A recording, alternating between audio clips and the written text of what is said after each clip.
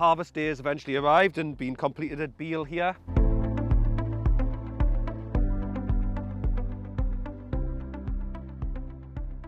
Not in the whole scale of things, not that much later than last year, despite we're all thinking it was going to be later. Harvest really just seemed to come all of a sudden.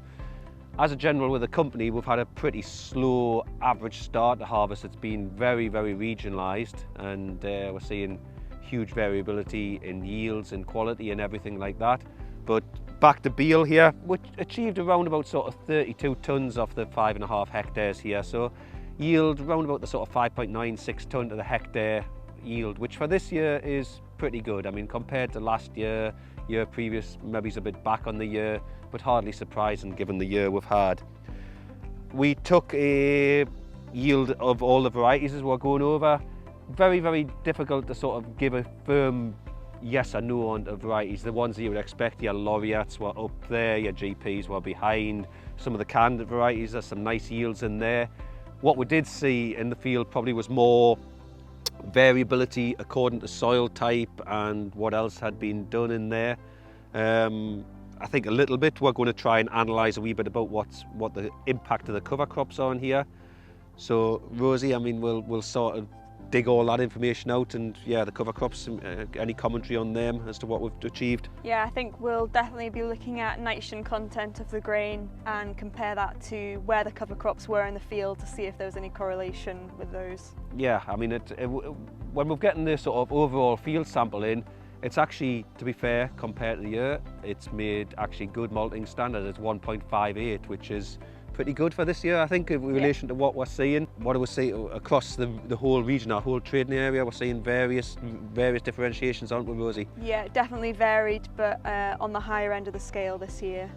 It's been quite noticeable, isn't it? And regionalised as well. We're seeing across the board there. Fairly sort of standard with what we're seeing out there is what these trials have impacted in there. I think one of the positives we're taking out in here, we keep going back to our sustainability bit. You know, we're looking to get our FSA Gold renewed this year for a lot of our growers there again, which is great because it's a huge thing to everybody now. And pleasing to see that with the advice we cut back on the nitrogen, I think, and we're getting the yields parameters right, the nitrogen parameters right, and that was with the cover crops. So looking to do that again, Rosie? Yeah, I mean, we cut back the nitrogen by 10 kilograms per hectare.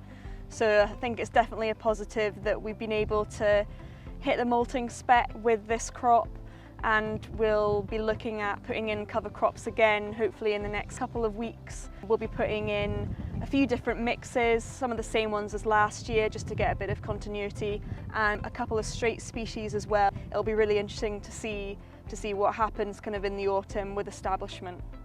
And I think this is becoming more and more important now to growers as well, isn't it? As we're starting to see the SFIs coming out, you know, people are looking to attract into these payments and all that, aren't they? And for our end users, it's important as well. Yeah, definitely. And we're just trying to collect as much data as we can. So this year we've got quite a few different cover crop trials happening, both down here and also up north. So we will be getting lots of information, and hopefully we'll be able to advise growers with a bit more kind of detail now as well.